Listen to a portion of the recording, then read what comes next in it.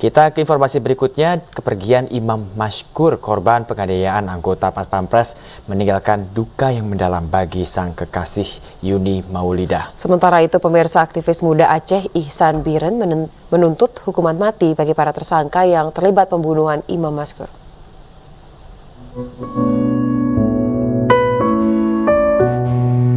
Yuni Maulidah, kekasih Imam Mashkur, sangat terpukul dengan kepergian pujaan hatinya. Yuni terus memeluk peti jenazah selama perjalanan pulang ke kampung halamannya di Aceh. Setengah tahun sudah keduanya bertunangan dan bermimpi untuk menghabiskan hidup bersama. Yuni tak menyangka kekasihnya akan meninggalkannya begitu cepat. Selama Imam menghilang, Yuni pun ikut ke Jakarta untuk mencari belahan jiwanya. Naas, Imam ditemukan tak bernyawa. Kini Yuni hanya bisa ikhlas melepaskan kekasihnya. Yuni dan keluarga Imam berharap pembunuh Imam mendapatkan hukuman yang seberat-beratnya. Sementara itu, aktivis muda Aceh Ihsan Biren menuntut hukuman mati bagi para tersangka yang terlibat penculikan dan pembunuhan Imam Mashkur. Ia juga meminta TNI agar transparan saat mengungkap kasus ini. Ya tentu kita masyarakat Aceh menuntut bahwa 4 tersangka ini memang hukumannya hukuman berat, minimal hukuman mati. Apalagi di Aceh ini hukum syariat. Kita kalau syariat Islam ini nyawa dibalas nyawa, begitu kira-kira. Tetapi kita tetap ikutin peraturan hukum yang ada di Indonesia, tetapi kita meminta ini transparansinya betul-betul dijaga oleh Pomdam maupun dari Panglima TNI. Polisi militer Kodam Jaya memastikan video yang viral di media sosial terkait penganiayaan Imam Mashkur di dalam mobil merupakan hoaks atau berita bohong. Dalam video tersebut, seorang pria kesakitan karena di bagian punggungnya, sementara 8 saksi telah diperiksa terkait kasus ini, termasuk pihak keluarga korban dan warga sekitar kejadian penculikan. Itu bukan itu hoax itu. Itu tidak ada kaitannya dengan kejadian ini. Berarti yang video viral dikonfirmasi itu bukan. Itu bukan salah satu dari saksi maupun korban.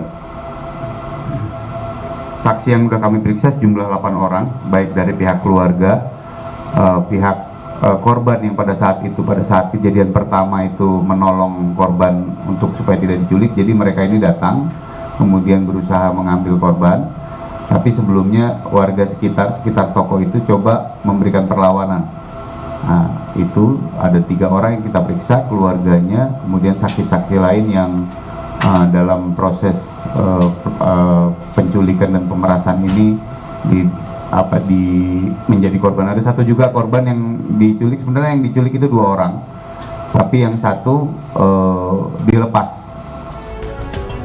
Peristiwa ini bermula saat Imam Mashkur yang diduga merupakan penjual obat-obatan ilegal diculik di kawasan Ciputat 12 Agustus 2023. Imam kemudian ditemukan meninggal dunia di Rumah Sakit Pusat Angkatan Darat Kamis 24 Agustus lalu. Usai mengamankan 3 pelaku, yakni Praka RM, Praka HS, dan Praka J, polisi militer Kodam Jaya juga mengungkapkan bahwa 1 warga sipil yang merupakan kakak ipar Praka RM juga telah diamankan oleh Polda Metro Jaya. Sebelumnya, pelaku meminta uang tebusan sebesar 50 juta rupiah kepada keluarga korban. Polisi militer Kodam Jaya berjanji proses hukum akan dilakukan secara adil dan terbuka. Akibat kasus ini, ketiga anggota TNI yang juga merupakan satuan Pas Pampres terancam hukuman mati. Tim Liputan Ainus melaporkan. Kasus penganiayaan dan pembunuhan yang dilakukan oleh 3 oknum TNI Angkatan Darat kepada Imam Mashkur menyisakan tanda tanya.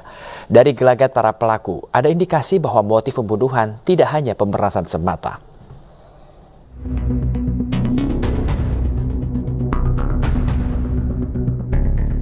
Penganiayaan dan pembunuhan yang dilakukan oleh oknum Pas Pampres terhadap Imam Mashkur menyisakan kejanggalan.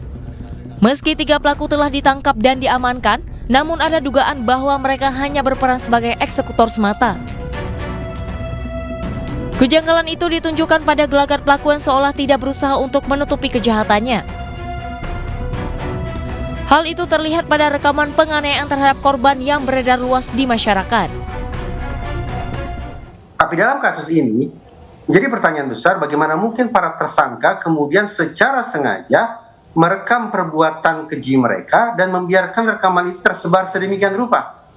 Dengan kata lain, alih-alih mencoba meloloskan diri dari jerat hukum, para tersangka ini seolah justru menciptakan atau menghadirkan barang bukti, suatu objek yang suatu saat nanti akan bisa digunakan oleh otoritas penegakan hukum untuk memperkarakan mereka. Nah, dengan ketidaklaziman macam itu, maka muncul sejumlah spekulasi yang tentu saja harus diinvestigasi oleh pihak POM TNI. Penyidik juga harus mengungkap beragam spekulasi yang muncul terhadap kasus ini, terutama terkait alasan para pelaku merekam penganiayaan sebelum membunuh korban. Dari Jakarta, Tim Liputan iNews melaporkan. Imam Mashkur pemirsa dikenal sangat ramah oleh tetangga di Desa Monklayu, Kabupaten Biren, Aceh. Selain itu, Imam juga merupakan tulang punggung untuk menafkahi keluarga.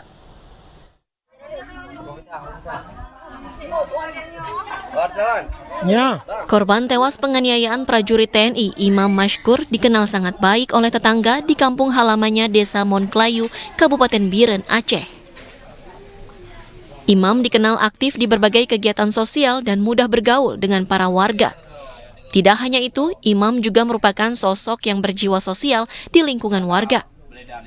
Sejak beberapa tahun terakhir, Imam merupakan tulang punggung keluarga sejak ayah dan ibunya sudah tidak lagi bekerja. Hal itu memaksa Imam merantau ke Jakarta demi mencari rezeki untuk menafkahi kedua adiknya.